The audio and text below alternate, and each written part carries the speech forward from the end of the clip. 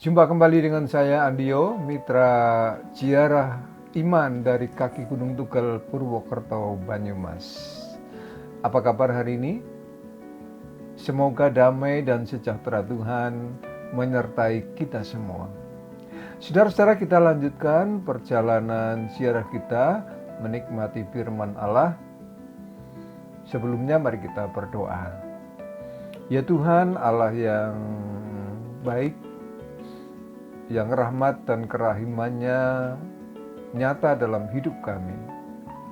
Puji dan syukur kami persembahkan kepadamu atas semua limpahan rahmat, kasih karunia, damai dan sejahtera yang daripadamu. Biarlah anugerah Tuhan ini kami tebarkan, kami sebarkan, kami bagikan, agar dunia juga dapat mengalami sukacita, damai, sejahtera seperti yang kami alami. Terima kasih Bapa, firman-Mu kiranya menolong kami. Di dalam Kristus kami berdoa. Amin. Saudara-saudara yang berkehendak baik, pernah dalam sebuah khotbah di jemaat, saya mengajukan pertanyaan dari mimbar. Kita ini umat beriman bukan? Jemaat mulai tengok-tengok, mulai ada yang ketawa. Mungkin juga ada yang protes di dalam hati. Pertanyaan kok kayak pertanyaan anak SD. Mosok di gereja masih ditanya apakah kita umat beriman? Ya iyalah, mosok bukan umat beriman. Baik, saya terima saudara-saudara yang protes meskipun di dalam hati. Tetapi ini serius. Saya ingat almarhum Dr. Eka Dharma Putra pernah menanyakan hal yang mirip kepada gereja-gereja dalam sebuah pertemuan. Kita ini gereja bukan? Kalau ya, mari kita perlakukan Tuhan kita sebagai Tuhan. Marilah kita persilahkan Tuhan duduk dan berkuasa dan bertakhta di pusat persekutuan kita. Maksud ajakannya. Kenapa saudara-saudara ini perlu ditanyakan? Kalau ini kemudian ditanyakan oleh almarhum Dr. Eka Dharma Putra, pasti beliau sedang gelisah melihat kehidupan gereja.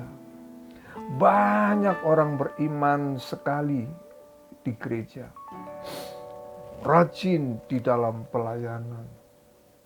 Tetapi apakah Yesus berada di pusat hidup mereka?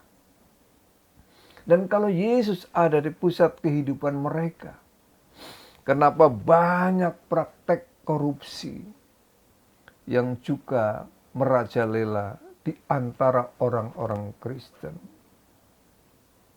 Praktek perdukunan tidak kurang-kurang banyaknya, bahkan tidak sedikit hamba-hamba Tuhan yang bertindak seperti dukun dan sebagai dukun meskipun dalam jubah yang berbeda. Penglaris, pesugihan juga tidak sedikit. Petilasan Gunung Kawi masih banyak dikunjungi. Dan di antara pengunjung itu tidak sedikit yang Kristen. Nah, sama seperti masa Yesus. Banyak orang yang datang kepada Tuhan. Untuk apa? Dan mengapa mereka mengikut Tuhan? Ternyata oleh karena ada tanda atau mujizat. Mereka menjadi penyembah mujizat, pencari mujizat, bukan penyembah Tuhan dan pencari Tuhan. Tidak ada mujizat, tidak ada penyembahan. Tidak ada roti, tidak jadi ikut Yesus. Tak sembuh dari sakit, langsung atret, mundur dari persekutuan.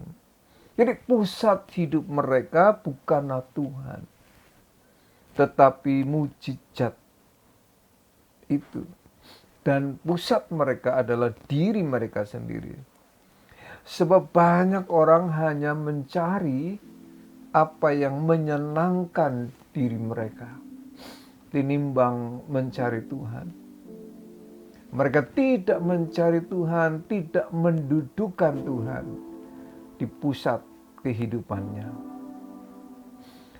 Jean Vanier di dalam buku Tenggelam dalam Misteri Yesus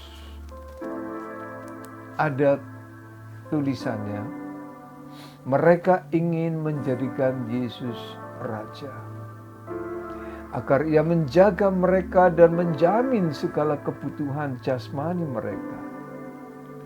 Alangkah hebatnya mempunyai seorang pemimpin yang berkuasa seperti dia.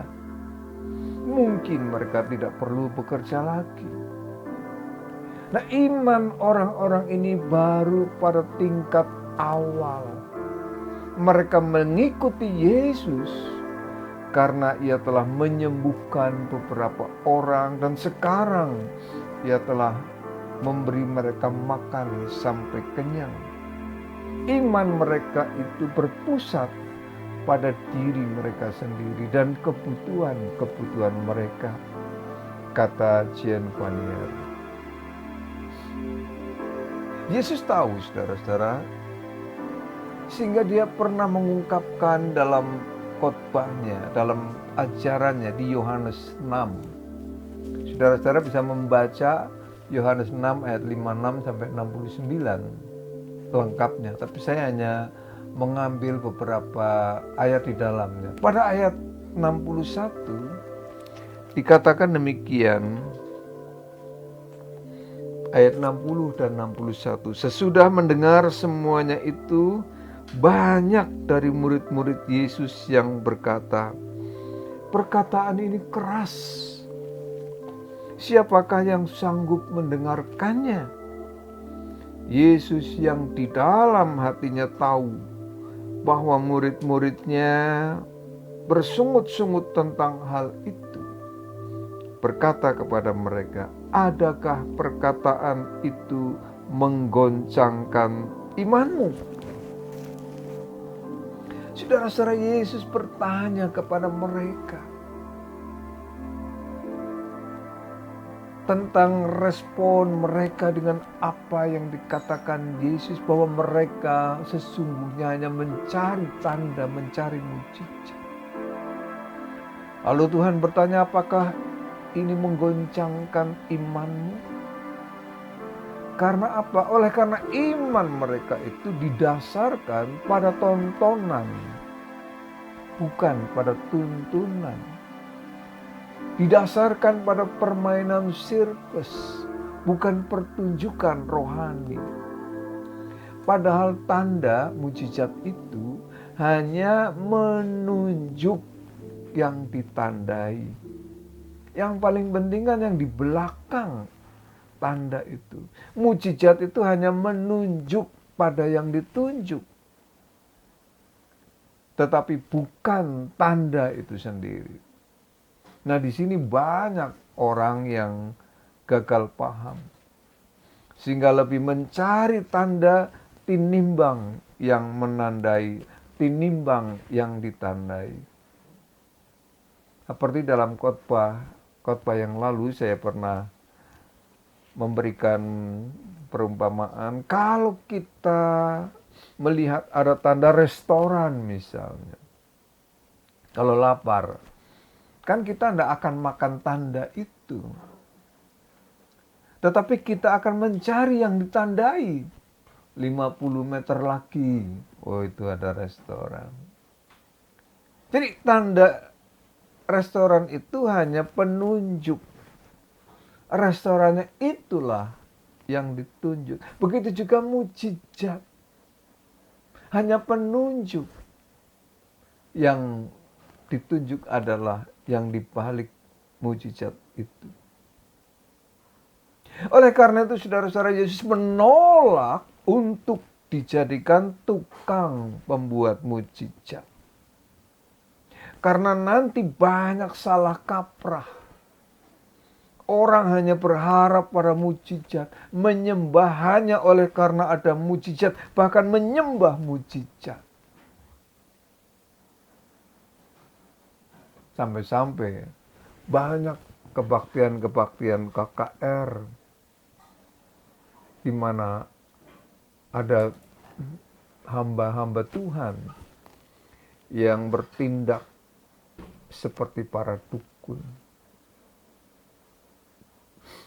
Nah, saudara-saudara sekalian, pada Yohanes 6 ayat 62 dikatakan, bagaimana jikalau kamu melihat anak manusia naik ke tempat di mana ia sebelumnya berada. Bagaimana kalau anak manusia itu ternyata naik mati, meninggalkan mereka kembali ke surga, yaitu naik ke tempat di mana ia sebelumnya berada, kembali ke surga. Yesus tidak lagi bersama dengan mereka. Masih percayakah mereka bahwa bukan mujizat yang akan mereka jumpai, tetapi malah malapetaka salib? Enak saudara-saudara mendengar kata-kata Yesus ini? Tidak. Dikatakan banyak orang di antara mereka, di antara pendengar itu mundur, pindah keyakinan, tidak lagi di dalam persekutuan, hijrah ke lain hati. Kenapa demikian? Oleh karena kata-kata Yesus ini bertentangan dengan motif mengikuti Dia, bertentangan dengan harapan mereka. Bayangan mereka menjadi Kristen itu adalah segalanya menjadi mudah. Ada Yesus, lapar tinggal menjadikan mujizat. Nah, sekarang mereka malah mendengar sesuatu yang tidak mereka ingin dengar. Ngapain kamu ikut aku? Apakah kamu ikut aku atau hanya oleh karena makanan? Dan di antara mereka dikatakan bersungut-sungut dan mundur. Nah, disinilah baru nampak yang lolos ditampi dan yang tertinggal dari yang banyak. Mereka datang dan ikut Yesus dengan konsep yang keliru, dengan cita-cita yang salah, dengan doktrin yang tidak tepat.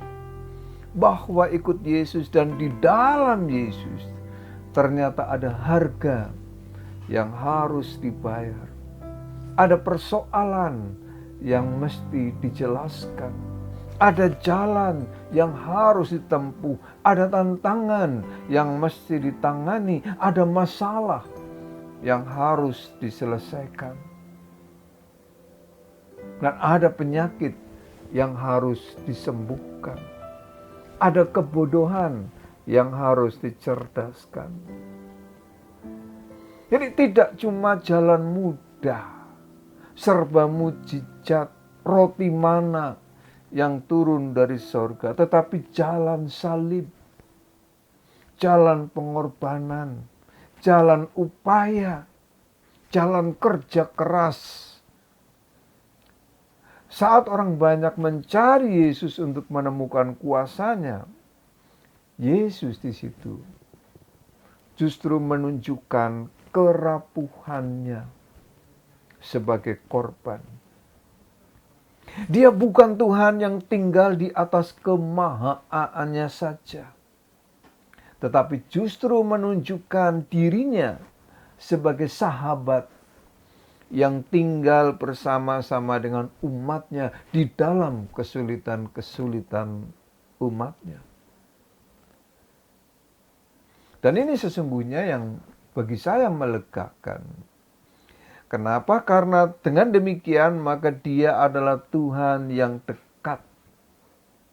Tuhan yang tahu arti kesulitan, yang mengerti betul makna pengorbanan, yang merasakan benar apa yang disebut masalah. Bukan Tuhan yang absen dari persoalan kita. Nah, tetapi semua ditantang dan diberi kebebasan oleh Yesus. Para pendengar itu, para murid itu semua ditantang. Petrus juga ditantang untuk pergi kalau mau. Kalau itu kehendaknya. Nah, saudara-saudara yang berkehendak baik. Jadi kalau pertanyaan ini di awal renungan kita diajukan kembali, siapakah yang kita sembah? Siapa yang kita cari? Yang menjadi fokus utama kita? Yesuskah? Atau mujizatnya? Benarkah Dia menjadi pusat hidup kita yang bertakhta di dalam hati kita? Atau sesungguhnya Yesus hanya alat, sedang tujuannya adalah mujizat saja. Karena itu maka kalau itu yang terjadi, maka sesungguhnya kita sedang tersesat. Tentu saudara-saudara, saya beriman percaya penuh Yesus mampu dan sanggup membuat mujizat bahkan di setiap saat dalam hidup kita jadi mujizat Allah. Kadang-kadang kita mencari mujizat terlalu jauh di KKR dengan hamba-hamba Tuhan yang besar, bahkan sampai ke luar negeri. Padahal diri kita adalah mujizat itu sendiri. Namun siapakah yang kita cari? Mujizatnya atau Yesus? Saya pernah membaca sebuah tulisan yang dikirim oleh seorang kawan dalam WA. Dia mengatakan, bagi saya sekarang itu tidak penting apakah kelak saya masuk surga atau tidak. Yang penting saya mencari dan menemukan Yesus. Artinya apa? Jelas bagi dia bahwa ikut Yesus, menjadi orang beriman, yang pertama dan terutama adalah ikut Yesus dan bersama Yesus. Surga itu bonus, hadiah saja. Yang terpenting adalah pemiliknya dan yang empunya surga. Nah, kepada Dia, ketika kita hidup di dalam pengenalan akan Dia, yaitu hidup dalam persekutuan dengan Dia, maka disitulah hidup yang kekal yang dikatakan Tuhan Yesus, hidup yang berkualitas, menjadi milik semua pengikutnya. Sampai di sini perjalanan ziarah kita kali ini. Kita akan ketemu dalam ziarah berikutnya. Tuhan menyertai kita. Amin.